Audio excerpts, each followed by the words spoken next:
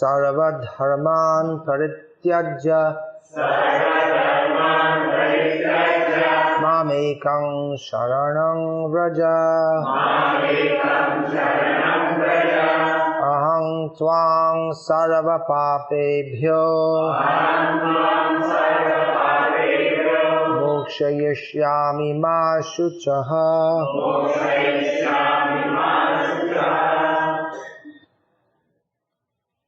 Translation: abandon all varieties of religion and just surrender unto me. I shall deliver you from all sinful reactions. Do not fear. Purport: the Lord has described various kinds of knowledge and processes of religion. Knowledge of the Supreme Brahman, knowledge of the Super Soul, knowledge of the different types of orders and statuses of social life, knowledge of the renounced order of life, knowledge of non-attachment, sense and mind control, meditation, etc. He has described in so many ways different types of religion. Now, in summarizing Bhagavad Gita, the Lord says that Arjuna should give up all the processes that have been explained to him. He should simply surrender to Krishna. That surrender will save him from all kinds of sinful reactions, for the Lord personally promises to protect him. In the 8th chapter, it was said that only one who has become free from all sinful reactions can take to the worship of Lord Krishna. Thus, one may think that unless he is free from all sinful reactions, he cannot take to the surrendering process. To such doubts, it is here said that even if one is not free from all sinful reactions, simply by the process of surrendering to Sri Krishna, he is automatically free. There is no need of strenuous effort to free oneself from sinful reactions. One should unhesitatingly accept Krishna as the supreme savior of all living entities. With faith and love, one should surrender unto him. The process of surrender to Krishna is described in the Hari Bhakti Vilasa.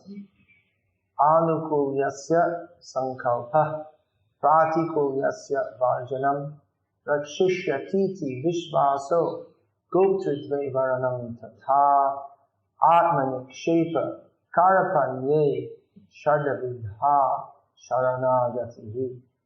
According to the devotional process, one should simply accept such religious principles that will lead ultimately to the devotional service of the Lord. One may perform a particular occupational duty according to his position in the social order, but if by executing his duty one does not come to the point of Krishna consciousness, all his activities are in vain. Anything that does not lead to the perfectional stage of Krishna consciousness should be avoided. One should be confident that in all circumstances Krishna will protect him from all difficulties.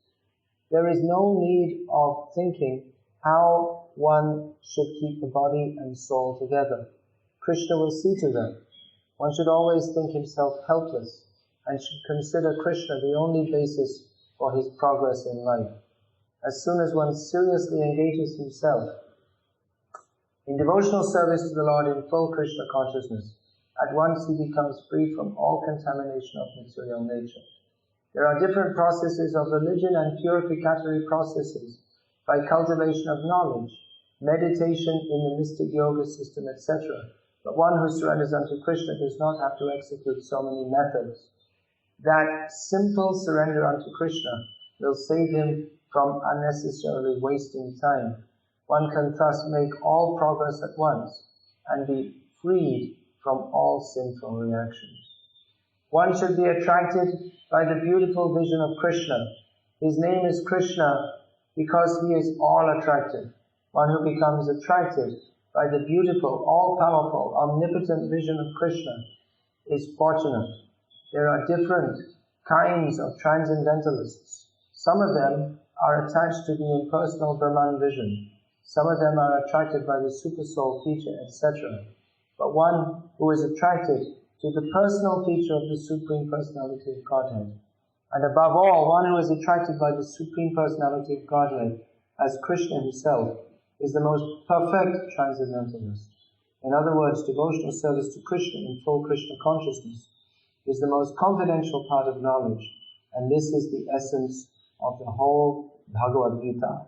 Karma yogis, empiric philosophers, mystics and devotees are all called transcendentalists, but one who is a pure devotee is the best of all. The particular words used here, ma shuchaha, don't fear, don't hesitate, don't worry, are very significant. One may be perplexed as to how one can give up all kinds of religious forms and simply surrender unto Krishna, but such worry is useless.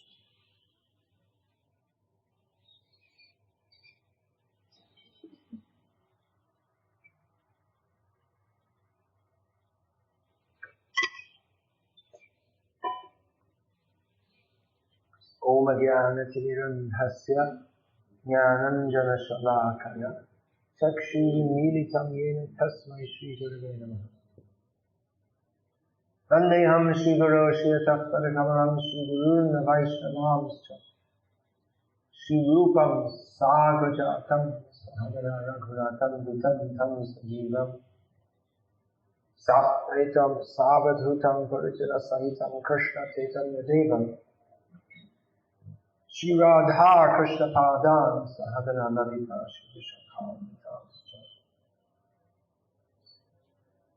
Hare Krishna, Krishna Krishna, Hare Hare, Hare Rama, Rama Rama, Hare Hare.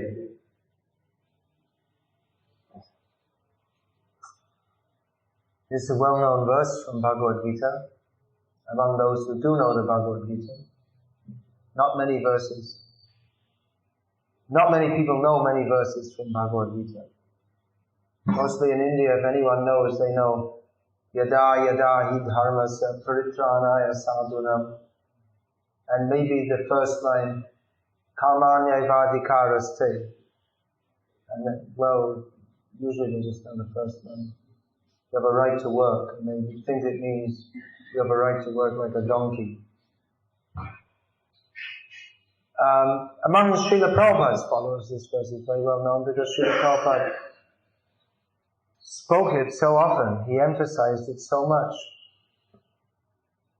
Because, as he states here, it is the essence of Bhagavad Gita. It's the last instruction in the Sri Vaishnava Sampradaya. It's known as the Charam Shlok, which means the topmost verse, or the supreme Charam Upadesh, the supreme instruction.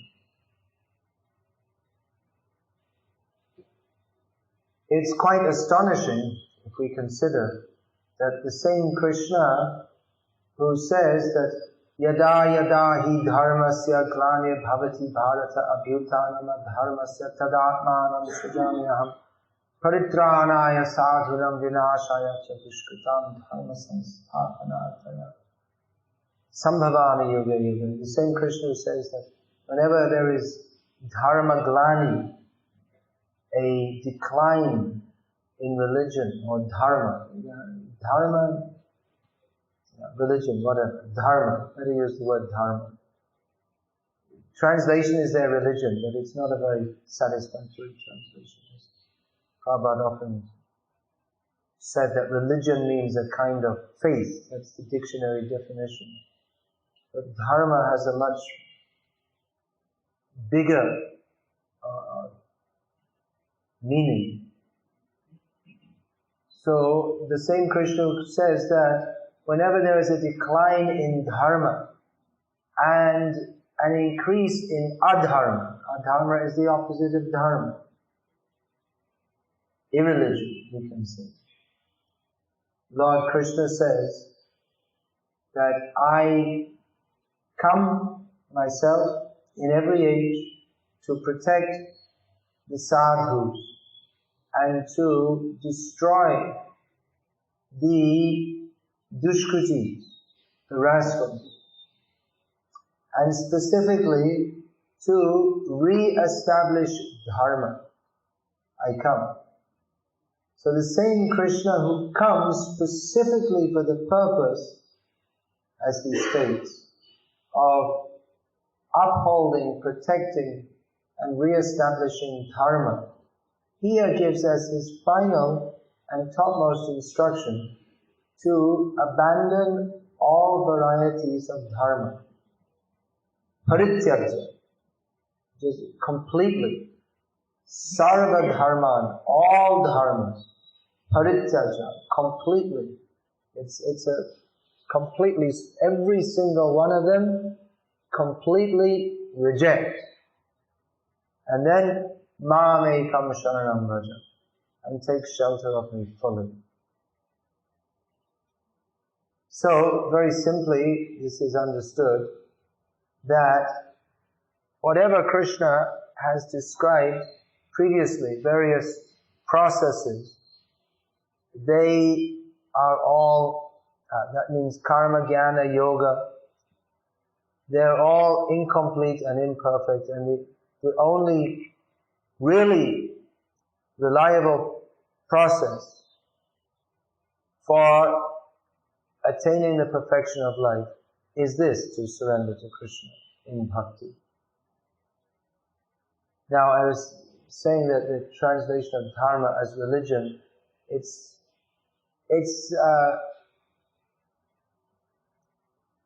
not a very satisfactory translation. Prabhupada uses the word religion because there is no real word in English that is the translation of dharma, that carries the concepts of dharma. Even the concept of dharma it's not there in the whole Western culture. It's a missing word.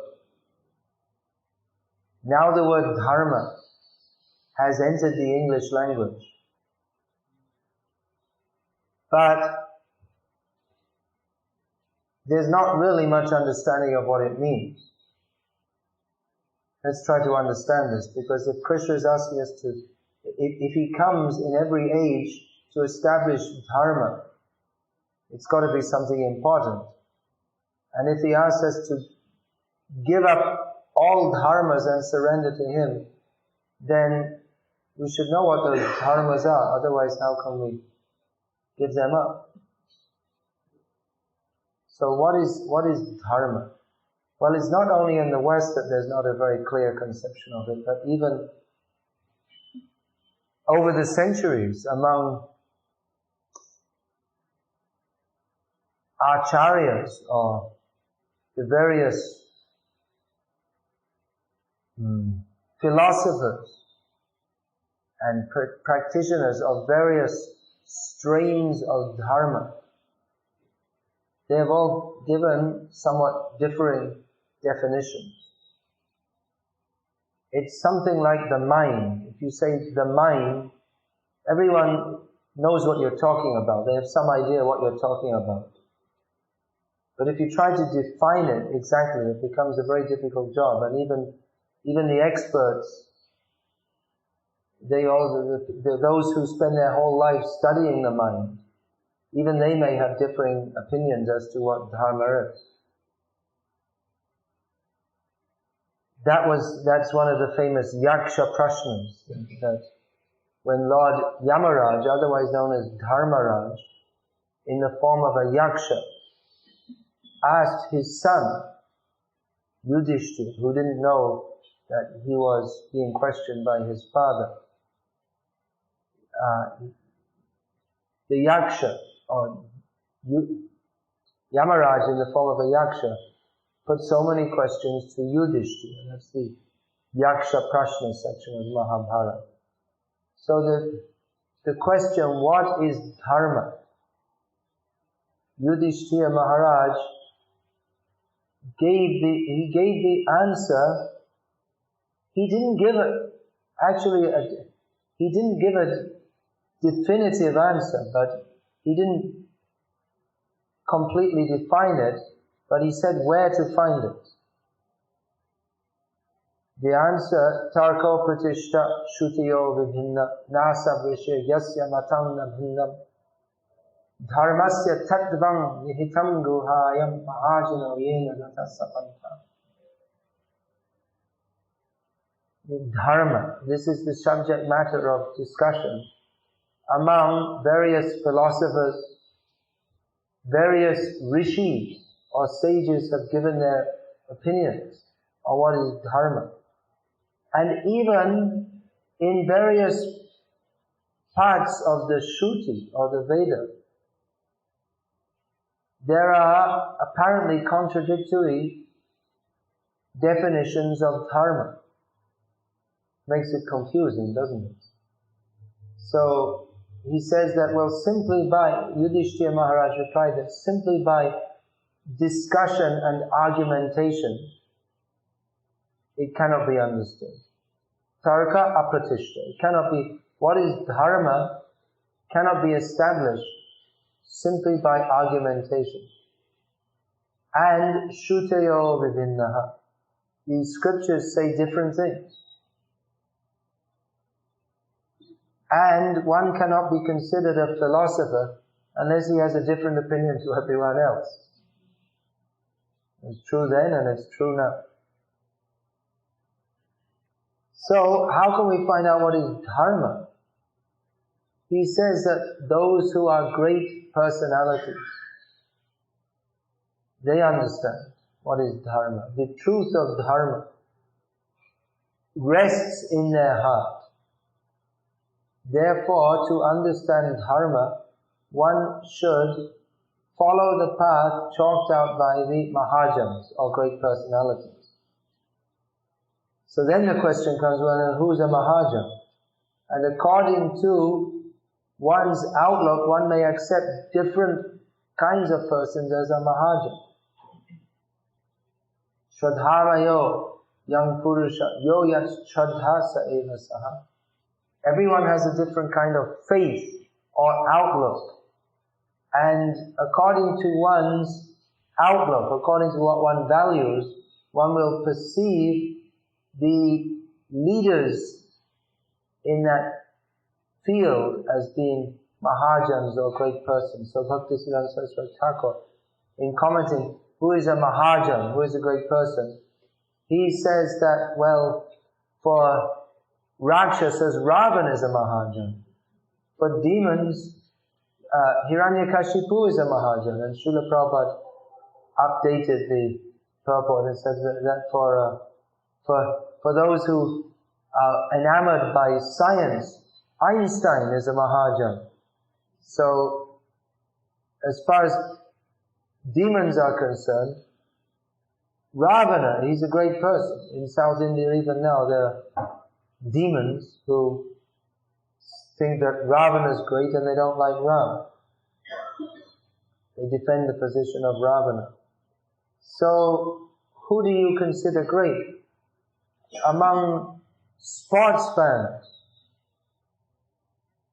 the sports heroes are Mahajans. I have absolutely no idea who the great sports heroes in America are. I heard the name of Magic Johnson, but did he die yet? I heard he had AIDS. Or did he die? Huh? Still alive. His life even with AIDS. Or he is HIV positive or something. I don't know.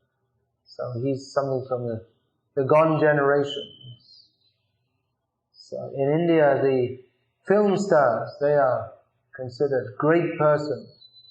And sports stars also. The foolishness of sports cultures there in India, but there they play cricket, which works on the same kind of principle as baseball. You throw a ball and you hit it with a piece of wood and run like anything. And that's it. And they try to throw it back to the base. And another silly game which they spend far too much money on. So, who is a Mahajan?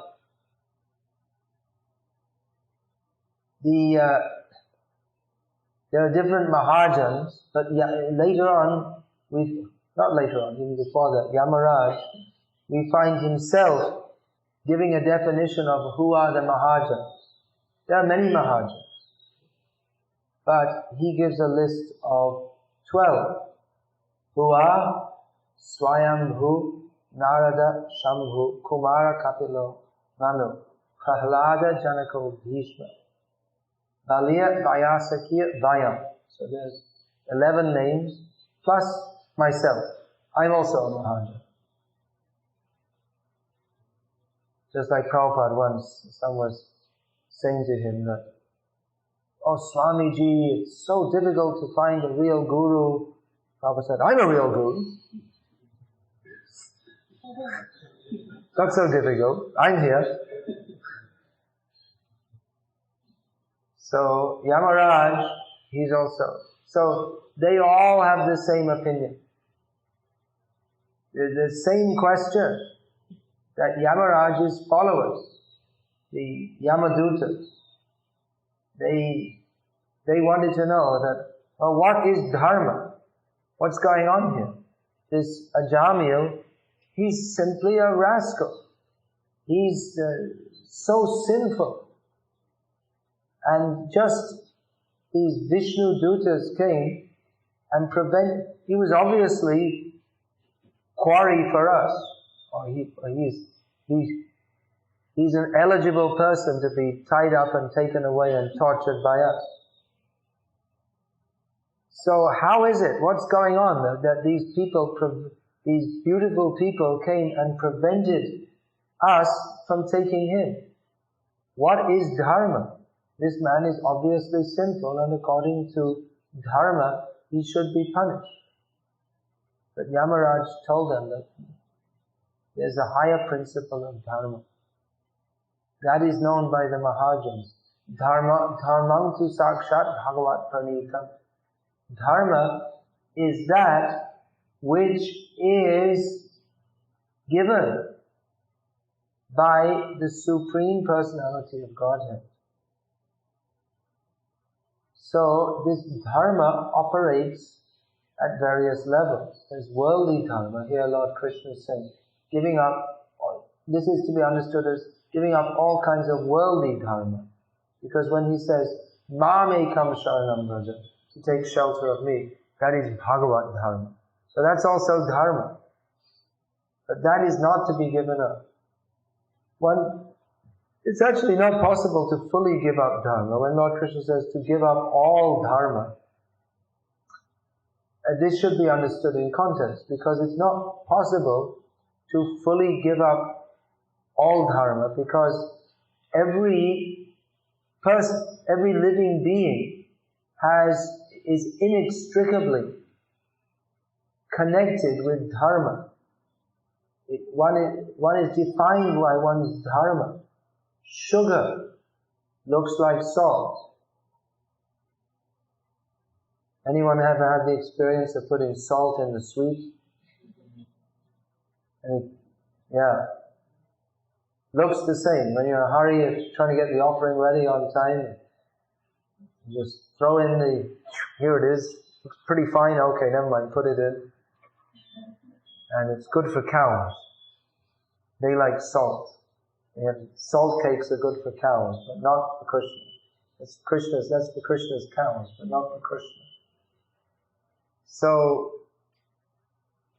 sugar must be sweet. If sugar is not sweet, then it's not sugar.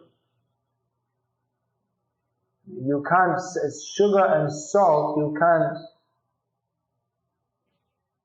mix them up unless you're a Gujarati. You put sugar in everything.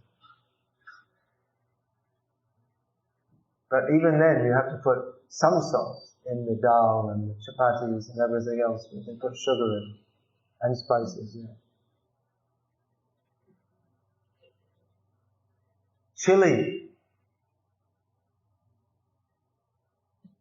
Ever tried putting chili powder in milk? Doesn't mix, does it?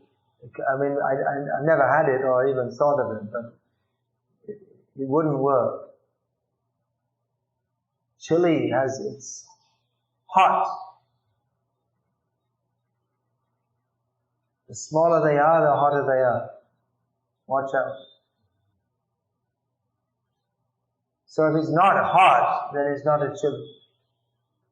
It's when you're eating these beans, you have to watch out because the beans and the chilies look the same. So if there's a chili in there, you might think, well, you're just eating it as eating some bean sabji, and all of a sudden, you hit a chili. Chili means hot. It might look like a bean, but when it's cooked, they all look the same.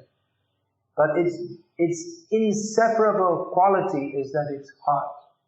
Sugar's inseparable quality is that it's sweet. If it's not sweet, it's not sugar.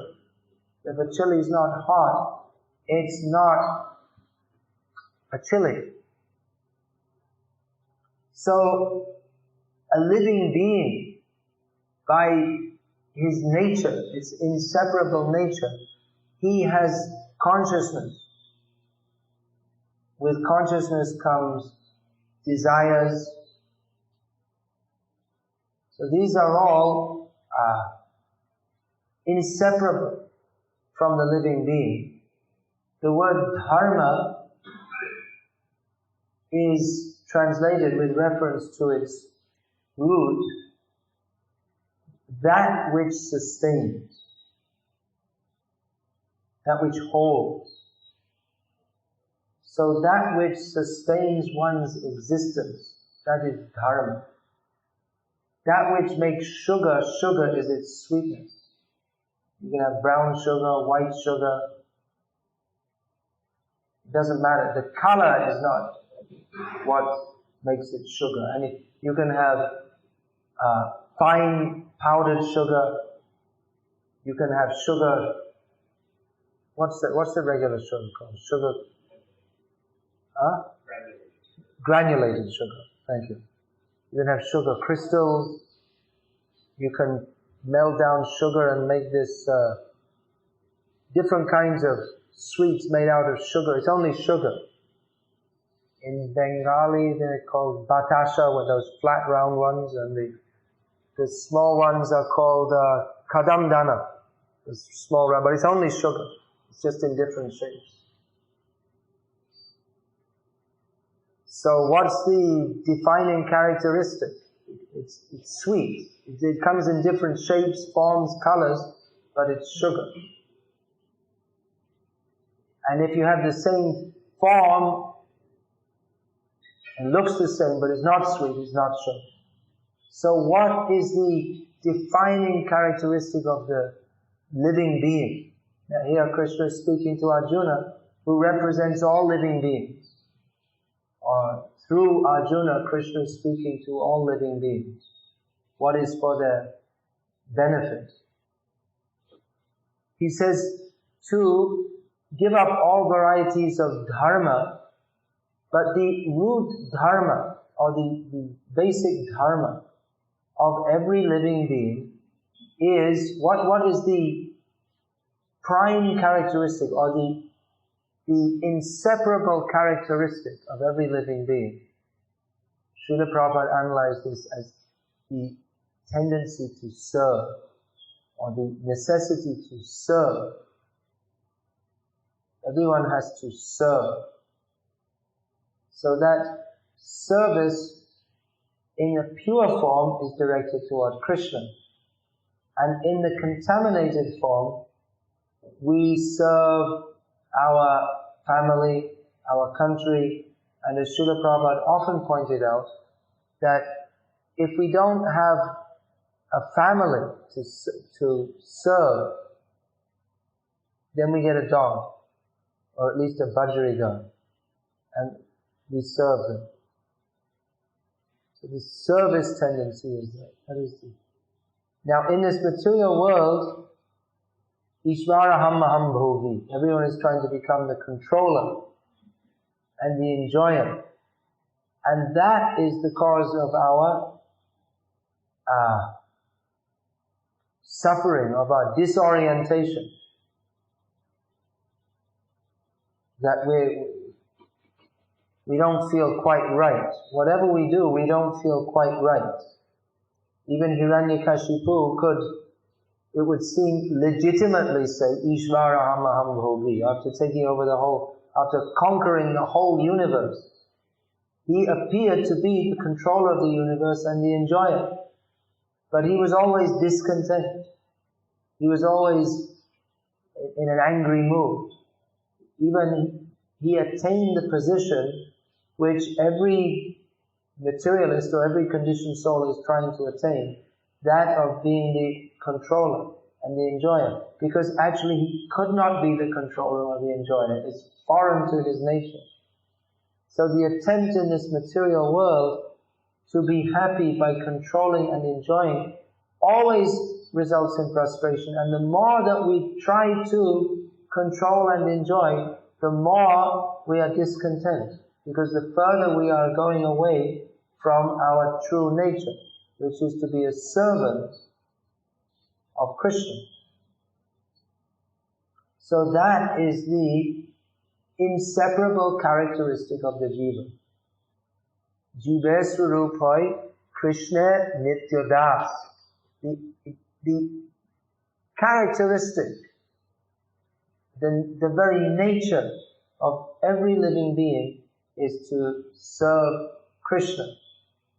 But when we don't do that, then Hoya Maya Das Kari Nana Abhilash. When we become the servant of Maya, then we have many, many different desires, except the desire to serve Krishna, which are all because of our distress, disorientation. Now I'm thinking I'm a human being, next I'm thinking I'm a cat or a dog, but we don't belong here at all. We don't belong in this condition. So, dharma is not possible to give up. But when Lord Krishna says to give up all varieties of dharma, that means to give up all kinds of misconstrued dharmas. I am the husband of this woman. I am the wife of this husband. I am the father of these children. I am the citizen of this country. All these are to be given up, and one is to identify oneself only as the servant of Krishna. Now you may think, how can I give up all these designations? Because I'm in this situation. It may be temporary, but I am the husband of this woman, or I am the wife of this man. I am in this bodily situation, which I'm presently in, however temporarily it may be. I have to feed and clothe the body. Lord Krishna says, Mame kam sharanam vraja, to surrender to Him. That surrender means by service, by activity. So, even to do that activity, the body is required, and if we don't feed the body, and we say, well, I'm not the body, okay, well, then there's no need to feed it. And they don't feed it, and the body doesn't work properly. And the mind doesn't, even the mental functions don't work properly. So, even on the bodily level, to completely give up the deha dharma, or the need of the body, as long as we are conditioned in material existence, that's also not possible to give up. And along with the basic necessities of the body, food, clothing, shelter, there are also social necessities, emotional necessities. Lord Krishna, earlier in Bhagavad Gita, he says that even a man of knowledge acts according to his nature. So even if we know that I'm not the body, but still because every living being has or is inseparable from his personality, then the tendency to work like that, in modern language, everyone has a psychophysical conditioning. So everyone tends to work like that. And even if one is completely pure, even if one is freed from all material conditioning, then one may transcend one's psychophysical conditioning. But then in the pure stage, that doesn't mean that we become devoid of all characteristics of any personality. Rather, our pure personality manifests. And every personality is different to everyone else. So we all have apart from our general or generic dharma of being an eternal servant of Krishna, we also have our own individual, personal characteristics by which we can serve Krishna. And Krishna, He is pleased with every living being who's serving Him in various different ways. Rasovai Saha, the Supreme Truth is rasa. The Supreme Truth is full of rasa. So that rasa, that is produced out of different relationships. So we find that the Supreme Lord, He is Krishna. He is also Rama, and the personalities of Rama and Krishna in many ways seem to be quite different. And He is Vamana, and He is Narasimha.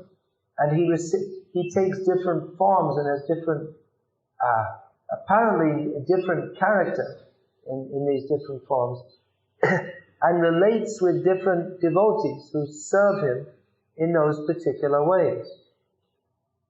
Hanuman, we can't imagine him in Brajali. He'd be out of place in the Rasa. And the gopis would be out of place in Ramlila. That's why in Dandakaranya there were so many rishis who were pure, and they were pure, perfect in the sadhana, and they were attracted to Lord Ram and to His beauty, and they wanted to serve Him in a manner in which they could appreciate His beauty. But He said, not this time. I'm coming again. You come and join me that time. So they became gopis. They saw Ram and appreciated His beauty, but they couldn't, in that form, they couldn't express that desire to serve Him in a manner that they could appreciate His beauty. So when Krishna came, then they came as gopis and served Him, appreciating His beauty. And Hanuman, he's not just any monkey, he's an Acharya also. He's a great Vaishnava. And he knows philosophically what he's doing. And he says, Srinate Janakinate Abheda Paramatmani Tatapi Mama Saravasvam Rama Kamala Lochanaha. He says, I know that Srinath, Lord Narayana, the Lord of Lakshmi Devi, and Janakinath, Rama, the Lord and Master of Sita Devi, they are the same non-different Supreme Personality of Godhead. But nevertheless, my all in all is Rama, lotus-eyed Rama. My attraction is not to worship Lakshminath, but the Vaikuntanath. But my attraction is to worship the same Lord, but in this specific form. So even in the pure state, different devotees have different characteristics, and they serve the Lord, they see the Lord in different ways and serve Him in different ways. In Vrindavan, Krishna is served by Mother Yashoda and by the gopis. And Mother Yashoda, she doesn't know what's going on between the gopis and Krishna. She's oblivious to that. She can't imagine. For her, Krishna is always her little boy. So, even though the Vatsalya rasa and the Sringara, the parental mood and the mood of a lover, they don't combine. To attempt to combine them is rasabhas. It's like mixing chilies in the milk. It doesn't go. It's unpalatable. But Krishna, he is relishing relationships in the same Vrindavan, and even sometimes in the same setting. That Radharani, she's also very dear to Mother Yashoda. She comes and cooks for Krishna. And then when Krishna was holding up Giriraj Govardhan, he was simultaneously reciprocating with all his devotees in different rasas. So, the basic dharma of every living being, Savai Pumsang Paro Dharma, Yato Bhaktir Adhoshati, Ahaitukiya Pratihata, Yayatma Suprasidati. The basic dharma of every living being is to render unalloyed devotional service to the transcendent Lord. That service is to be unmotivated and uninterrupted, and that will fully satisfy us. The dharma, another characteristic of the jiva, is that every jiva has the desire to be happy. Krishna is happy. We are part and parcel of Krishna. So, we also have the desire to be happy. So, the attempt to be happy without surrendering to Krishna will never be successful. We can be happy by stopping thinking about our own happiness and only thinking about Krishna's happiness. Atendriya priti vancha tare bale kam Krishnendriya priti ichha dhare premana. The desire to satisfy one's own senses is called lust, which can never satisfy us. But the desire to satisfy Krishna's senses, that is called prema, pure love. Chaitanya Mahaprabhu, Premavata, the incarnation, for want of a better word. It's not a very good word, but it's the English translation of avatar. He is the incarnation of pure love, Prem Dharma. Vaishnava Dharma means Prem Dharma, the Dharma of pure love. So this is, when Lord Krishna says to abandon all varieties of religion, it's not, as the Mayavadis would say, to become consciousness less. Not just unconscious, but devoid of all, or just to have a vague consciousness. Aham brahmasmi, brahmasmi aham. Aham brahmasmi. Just, I am Brahma, but nothing beyond that. Or they have the idea that the single consciousness merges into the undifferentiated consciousness. So it's just pure consciousness. But pure consciousness, actual pure consciousness, this idea that the gyan, gyeya, and gyata, the knowledge, the object of knowledge, and the knower, they all become one. It's foolish. Pure consciousness means to be conscious of Krishna as the Supreme Personality of Godhead, and myself as His servant. Now, dharma on the mundane platform is the whole subject of Mahabharata. Here in Bhagavad Gita, this Bhagavad Gita appears within Mahabharata. And the whole subject is, Mahabharata is discussing the complexities of dharma. It's very difficult to understand exactly what is dharma. And the whole Vedic society is based on dharma, which is roughly translatable more as duty than religion in this context. The whole Vedic culture is based on Yudhishthira Maharaj. He's so much concerned that we have to do the proper thing. But to know what the proper thing to do is in any circumstance, it's difficult to understand, because there are basic rules of dharma. But they can only give, the rules of dharma can only give general guidelines, which in most cases are applicable.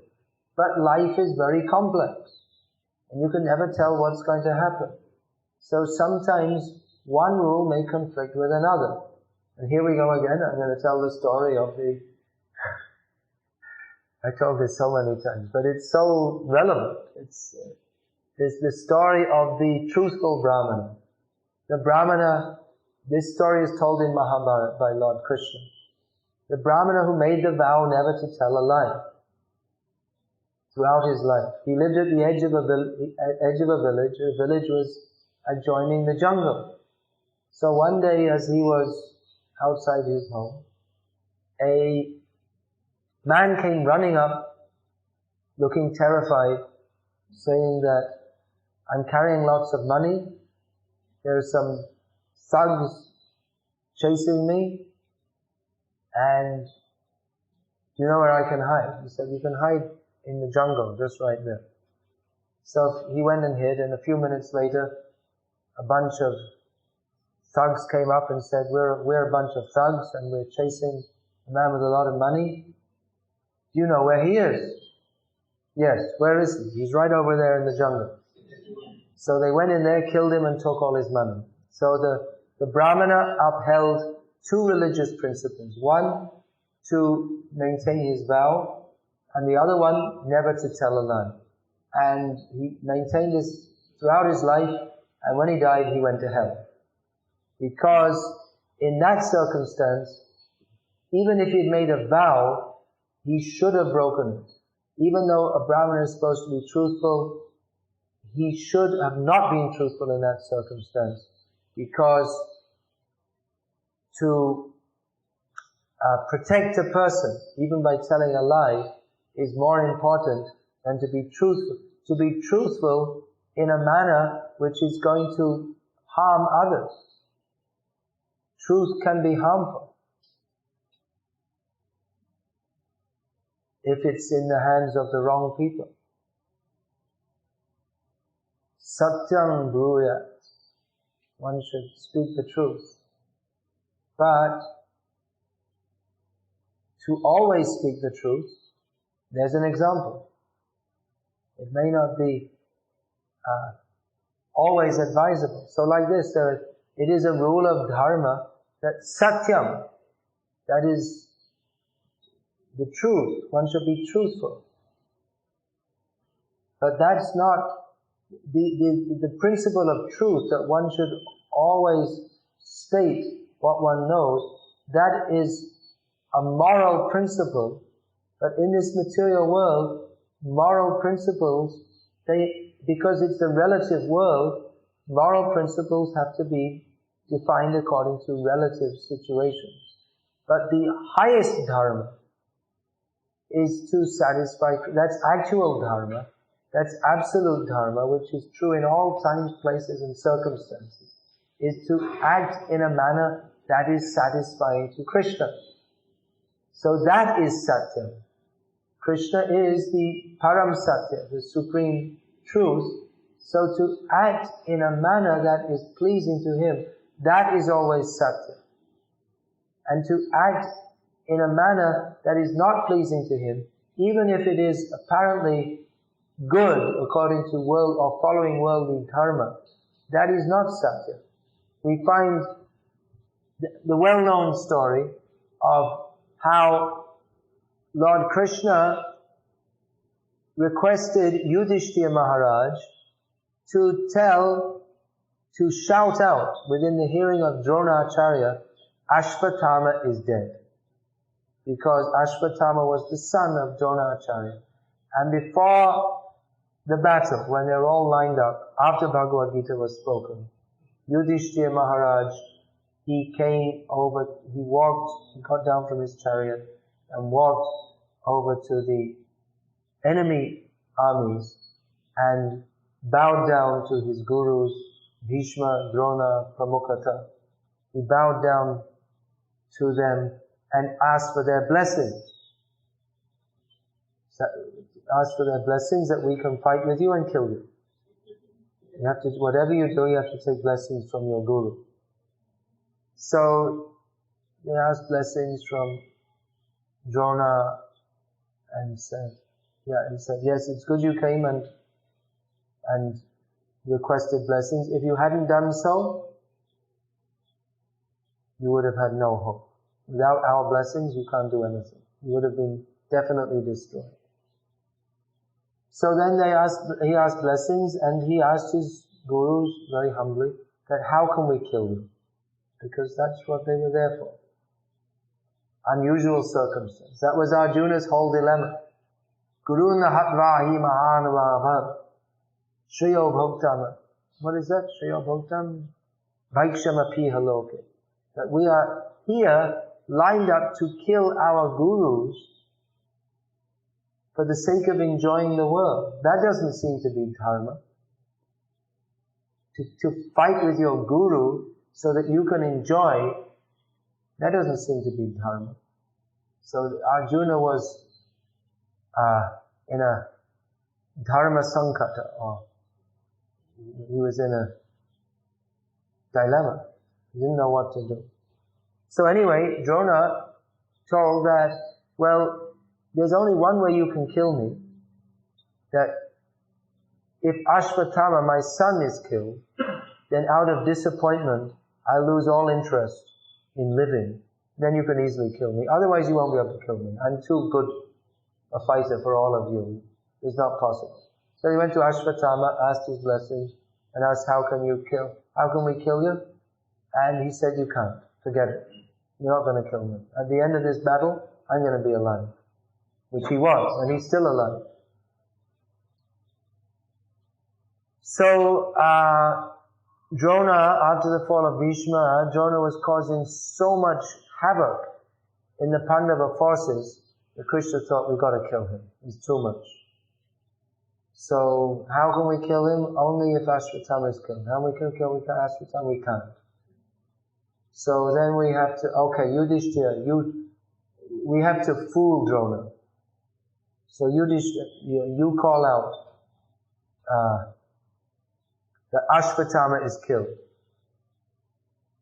And Yudhishthira said, well, why me? I never told a lie in my life. He said, that's why we're telling you, because he won't believe anyone else. Because he knows you don't tell lies. Everyone else tells lies. Krishna tells.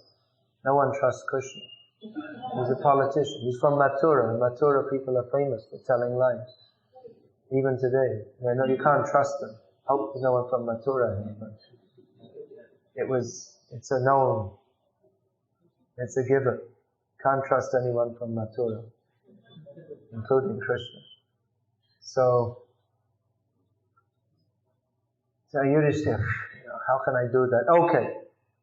Krishna worked out a means. We have, in our army, one of the elephants is called Ashvatthama. So, kill Ashvatthama the elephant. There's one more elephant killed unnecessarily to maintain Yudhishthira's morality. So, and then you call out Ashvatthama Hata. Ashvatthama is killed. And then I'm going to blow my conch, and then you can also say very quietly while I'm blowing the conch, Narova Kunjarova, maybe a man, maybe an elephant. So for your satisfaction, we can do it so you don't tell a lie, but our work is done. Drona is misled. So it was done, like this. And out of disappointment, Drona, he lost all his enthusiasm for fighting, and he was easily killed. And then after that, Yudhishthira Maharaj, whose chariot would, out of his piety, his chariot would not touch the ground. After that, it came down to the ground. Why? Because he told a lie, right? That's what everyone says. But people who don't understand think that because he told a lie, he lost his piety, and therefore his chariot came down to the ground. But the real reason is that because he hesitated to follow Krishna's order. That's why it came down. Otherwise, for following Krishna's order, it should have gone up further. But because he was reluctant to follow Krishna's order, therefore it came down. That's why we have to understand all the people who don't understand dharma. They misunderstand everything. Ekalavya. Why did Arjuna want his thumb? Why did he say Ekalavya's thumb should be the greatest archer, better than Arjuna?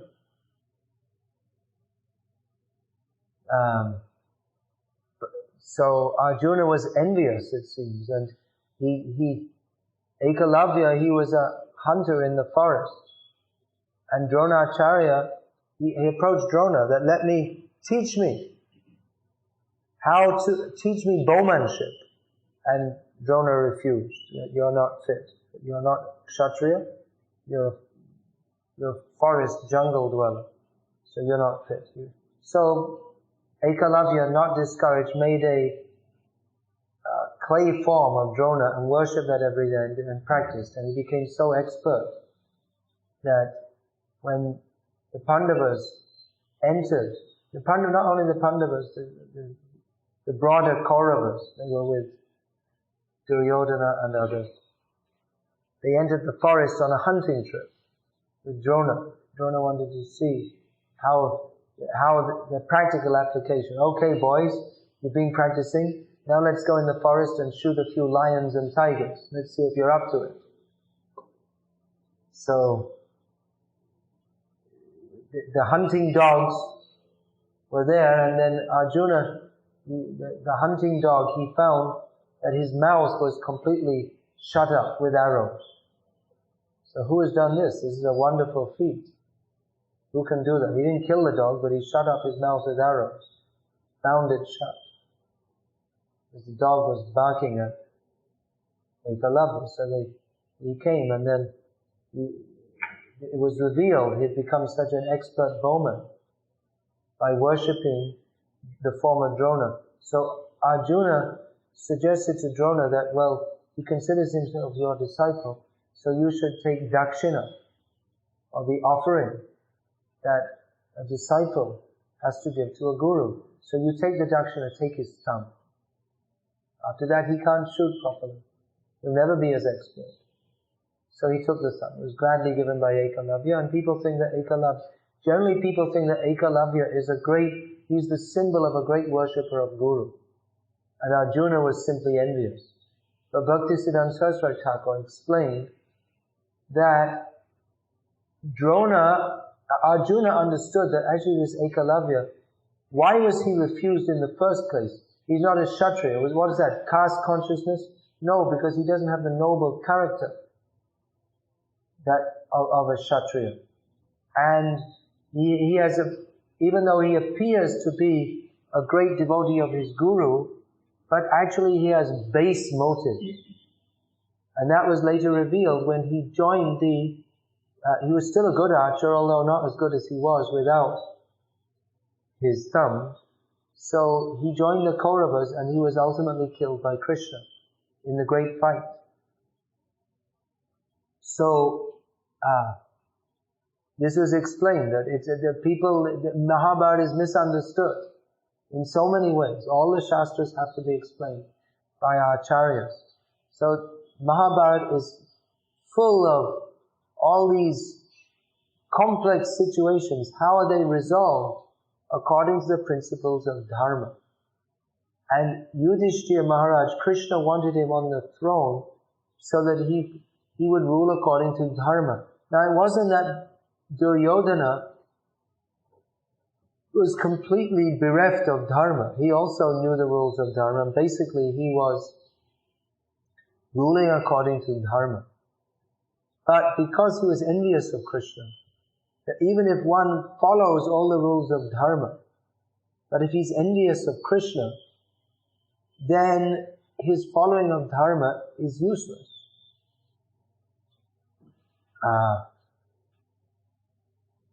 What's that verse? And in 11th canto of Bhagavatam,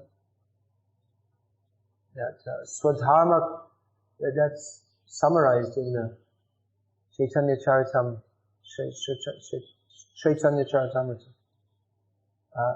Swakama karite rora parimarjan.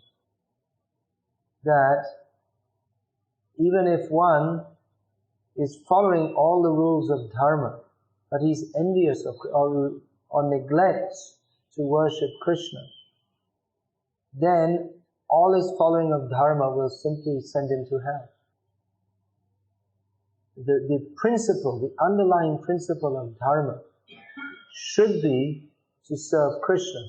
Without that, one is sure to go to hell. Now, people follow dharma, what for? Generally it's followed so that one can go to heaven, to Swarga. If you're dharmic, if you're moral and pious, dharma, that's following of dharma, that is the basis of karma kanda and jnana kanda also.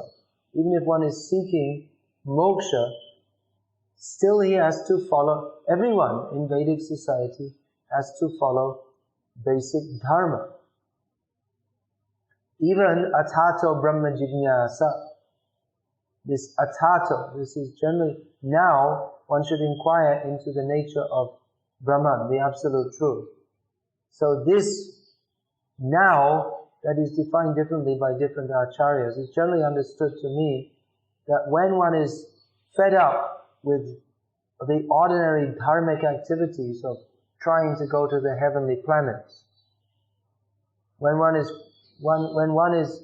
sees that this material world is simply a place of suffering, then he comes out of the purva mimamsa or karma kanda and comes to uttar mimamsa or jnana kanda and tries to understand the misery of this material world and become liberated from it.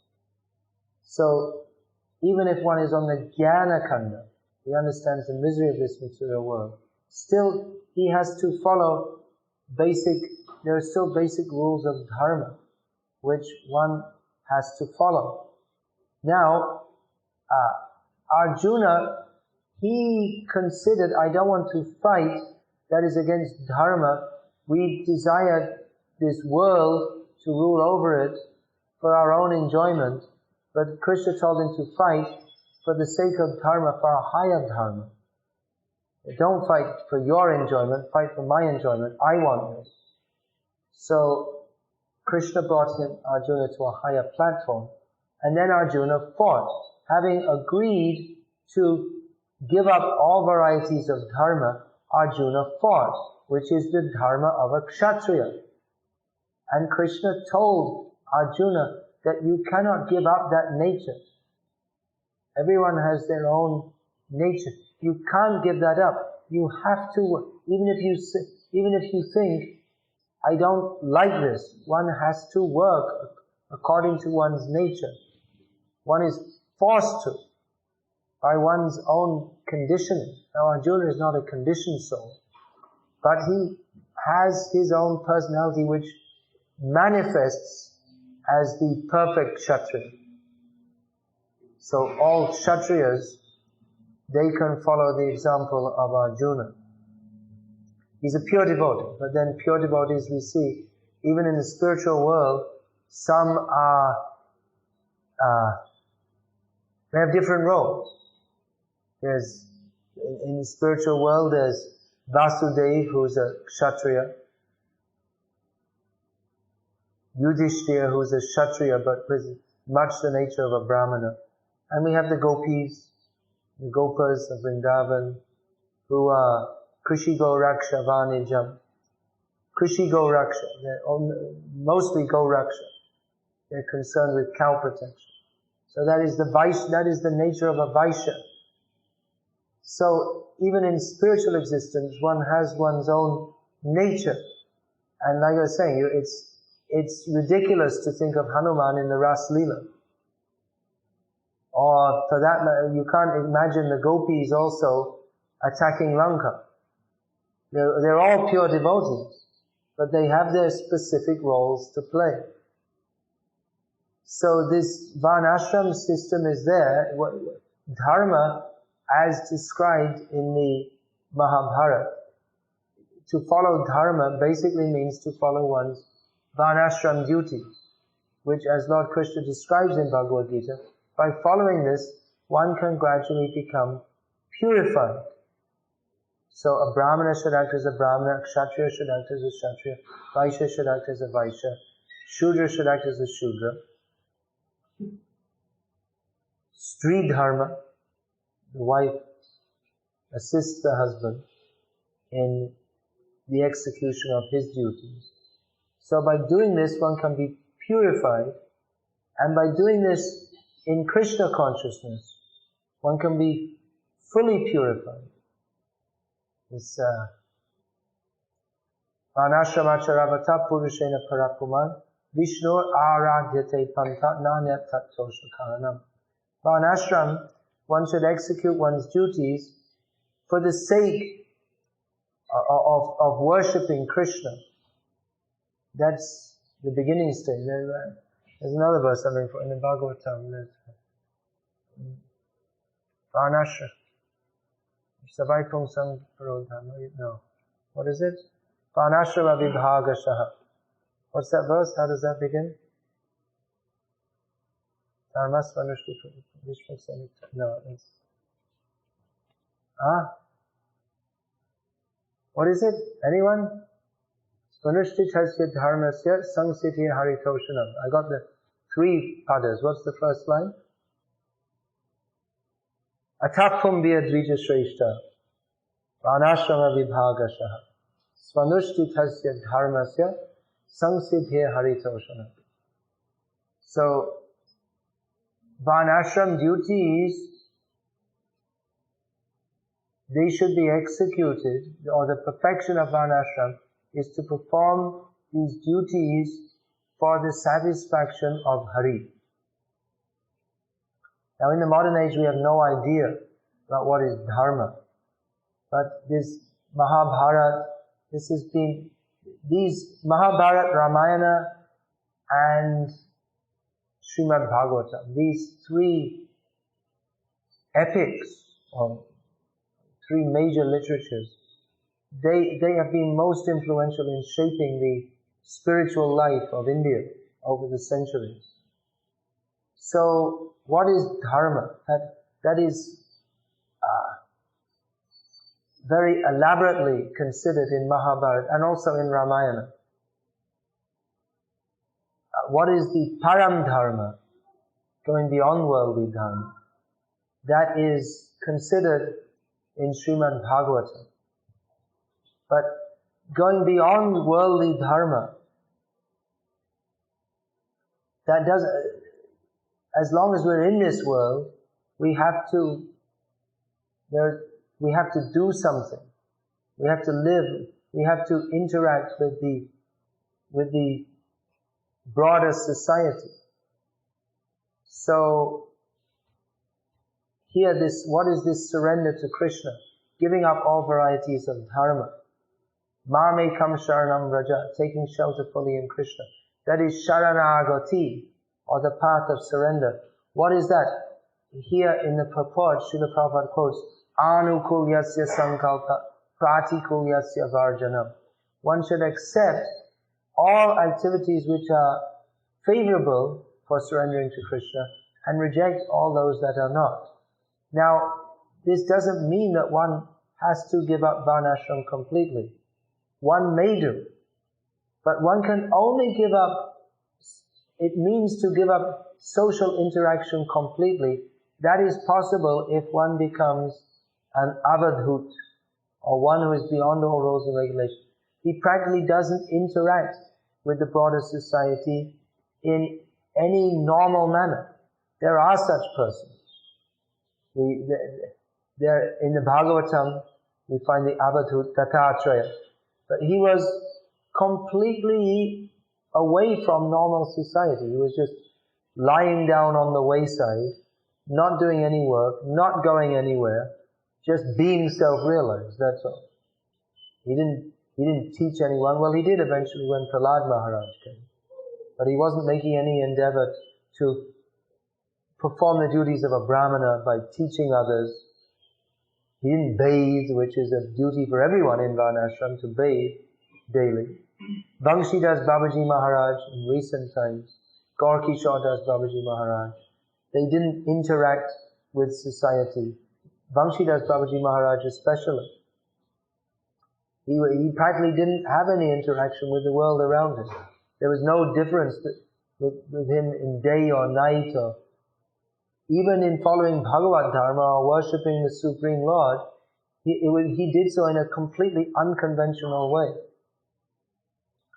So, that's not practical or recommended for most people. Most people, for a start, are not even on that level. Most people, if we tell that Sarvadhaman Parityaja Mamekam Sharanam Vraja, what does that mean practically for me? Well, be like Banshidas Babaji. Don't bathe, don't shave, don't eat, don't sleep, don't pass stool, and it's not possible for most people, because we have the body and we have to maintain it. If we don't eat, then we don't have strength to perform our duties.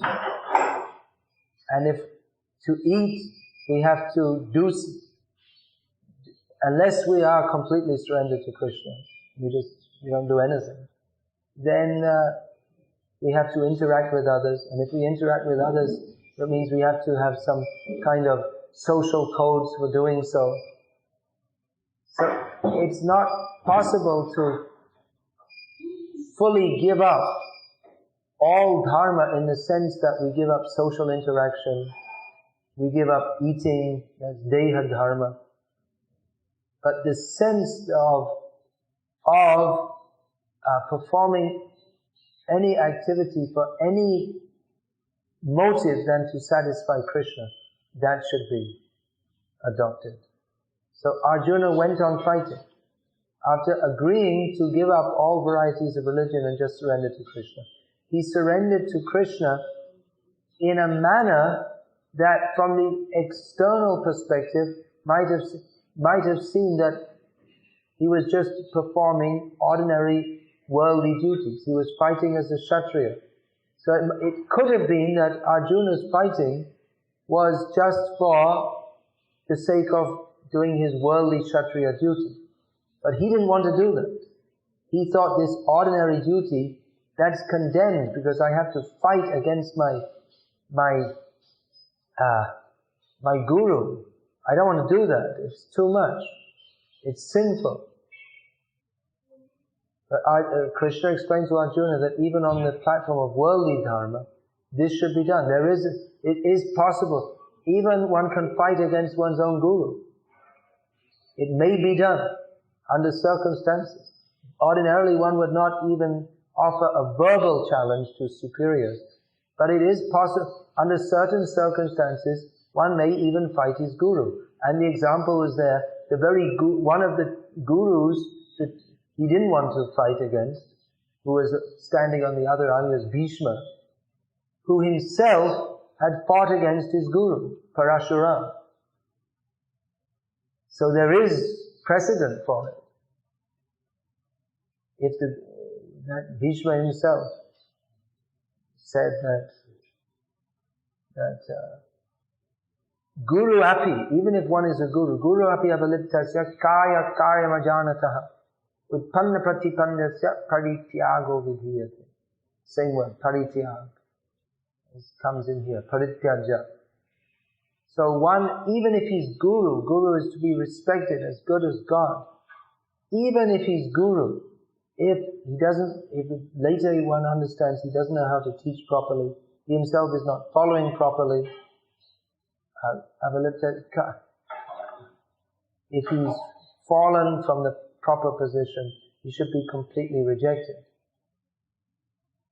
So Arjuna, Krishna said that it's justifiable even on the platform of worldly dharma to fight. But I don't want you to fight on that platform. Fight on the platform of surrender to me. So we cannot, as long as we're in this world, we cannot give up dharmas, we cannot give up varieties of activities and obligations, but everything should be done for the satisfaction of Krishna. Lokiki vaidiki vapi ya kriya kriyato mone hari seva anukulaiva sakaryam bhakti nichata. All activities, whether ordained by the Vedas or traditional customary usages or ordinary interactions, that should be done if it's favorable for Hari. Otherwise, for the service of Hari. Otherwise, a devotee, he doesn't follow varnashram duties if they are contradictory to his duty of surrender to Krishna. So there are some thoughts about that. There's a lot more to be said, but I'm going to stop because it's getting a little late and you all have your duties, such as getting the kids to school in the morning. Yeah. Why Karna was not accepted as a student of Dronacharya? Why Karna was not accepted as a student of Dronacharya? Well, from the very beginning he was inimical to the Pandavas. Drona didn't like that. Yeah. That he had bad qualities in childhood? Well, the external reason is there. Well, he appeared on the scene at the, you know the story. There was after Drona had trained his students for some time, he wanted to show how competent they were. So an exhibition was arranged, and then Arjuna was shown as the star student, and all the elders of the Kauravas, they were very satisfied with Arjuna. And then all of a sudden, when it seemed it was all over, someone turns up, no one knows who he is, and he performs feats that at least match, if not outshine, those of Arjuna. So, but he was rejected because he's not a king. So then Duryodhana, who was always envious of the Pandavas, immediately said, okay, I'm making you a king. But in childhood, so, just a second. I almost finished what I'm saying. That immediately he became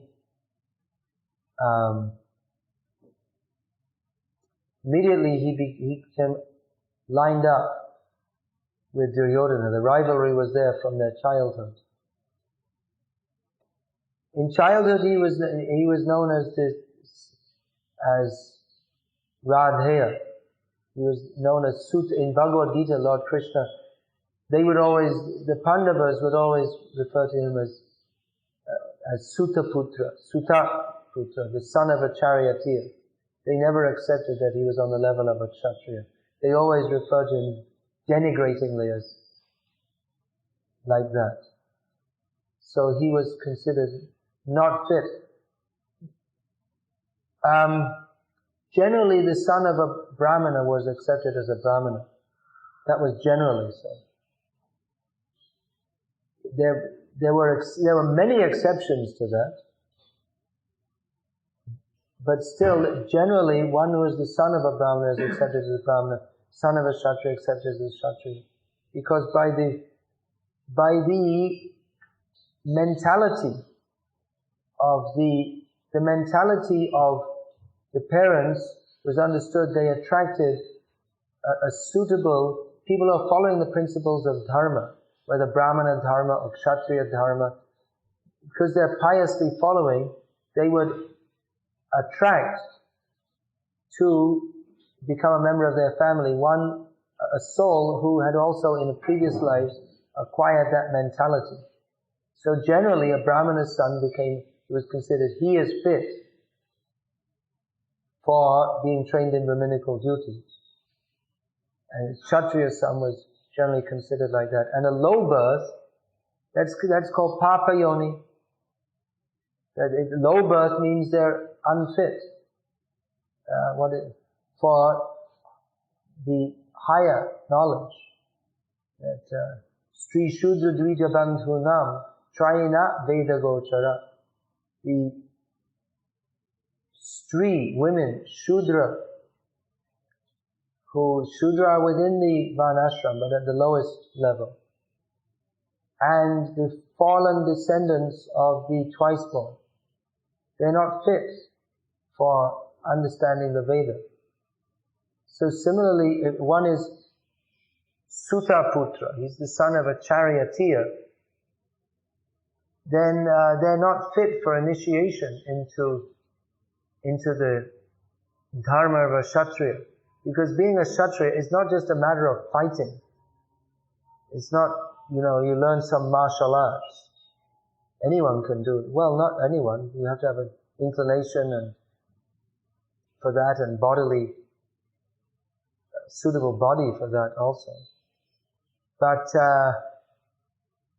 even traditionally in the martial arts, because they originated in Varnashram culture, it wasn't that anyone was one has to become a disciple, and one has to imbibe the good qualities of a Kshatriya. The martial arts, they're never meant for aggression. So if one doesn't have the good quality of a Kshatriya, he doesn't understand. If he doesn't have the quality of a Kshatriya, that he's supposed to be selfless, to sacrifice his life for dharma, to uphold dharma.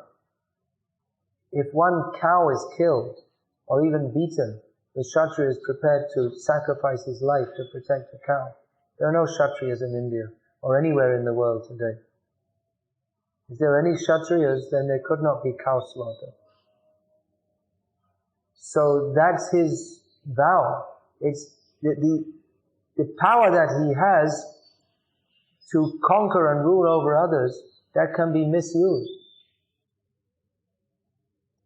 So he has to be of suitable mentality. He has to be a suitable material to be trained as a Kshatriya. Otherwise that knowledge can be misused. Modern ideas of democracy, that no one should be given absolute power because they're afraid, because there are no people of noble character. And it's presumed that absolute power corrupts absolutely. But absolute power will only corrupt if the seed of corruption is in the heart. So those who are Vedic Brahmanas and Kshatriyas, they're only taught the higher knowledge when it's seen. They should only be accepted as a disciple when it's seen that the seed of corruption is not there in their heart. If it is, if they have a baser mentality, then they should not be taught this higher knowledge. They'll misuse it. In fact, did Karna show something he had character? He may not have done, and often it's thought that Karna is of good character. Data Karna, he's very charitable. And often when we hear Mahabharata, people think they kind of sympathize for him. They empathize when they sing. But he's an example of someone who is in many ways good, but bad because he's against the devotees of Krishna for whatever reason. That is his fault. For whatever reason, by bad association or whatever, he was against the devotees of Krishna. And Krishna didn't like that. And Krishna is the ultimate arbitrator of dharma. And dharma means to satisfy Krishna.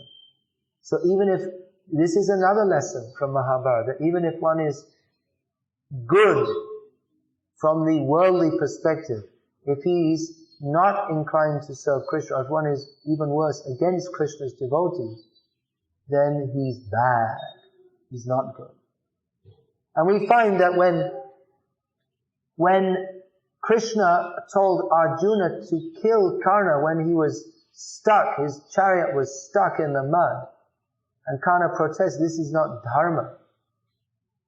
Then Krishna fired back at him, that where was your dharma when Draupadi was insulted? Where was your dharma when the Pandavas were sent to the forest unfairly? And he gave a whole list, and Karna had nothing to say. Krishna told Arjuna, kill him. So it wasn't according to dharma, worldly dharma. But if it's done for the satisfaction of Krishna, even if it's apparently immoral, that is the highest dharma. But one has to understand this very carefully. Otherwise, that principle can also be misused. You say, I'm doing it for Krishna. I'm stealing for Krishna. Well, theoretically you can do it, but if by doing so you give the whole Krishna consciousness movement a bad name, then that's not for Krishna. It works against Krishna's interest. Or if you think, well, I'm a devotee, so I can cheat others because I'm a devotee. To maintain my family, because I'm a devotee, I can lie and cheat and steal. That's a misunderstanding. So dharma has to be understood very carefully. Anything else before we finish here? Because I said I was going to finish it. It's getting late. Yeah. That's why it's good to start early, isn't it? We started earlier.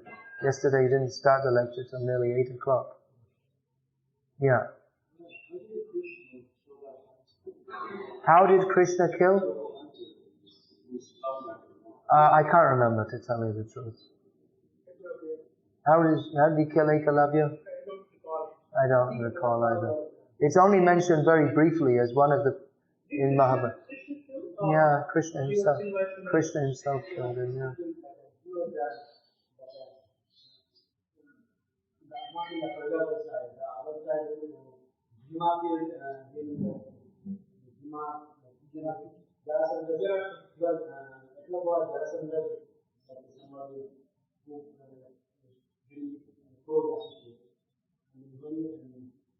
He killed him along with Jarasanda's forces.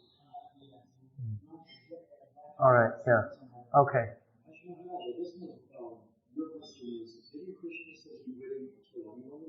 Yeah, well now we got clarification. It was another fight. It was another fight.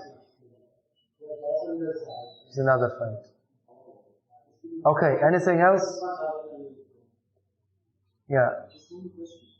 Where is the confusion where the soul is that how does he forget that serving the senses will satisfy him and not to serve the where does he get illusion where he thinks, oh, if I serve my senses? Well, it's a big question. I gave a long lecture on this a few days ago because it's a perennial question. It gets asked again and again. In brief, Chaitanya Mahaprabhu says, Krishna bhuli se jivanadi vahimuk atev mayatari deya samsar duk.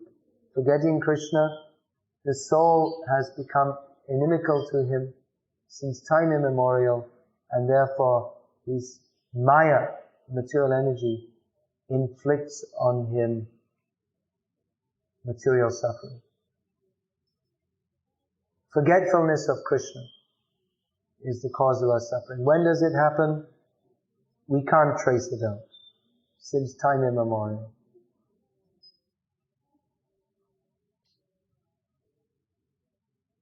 Alright, is that prasad arranged? Okay, shall we chant Hare Krishna for a few minutes?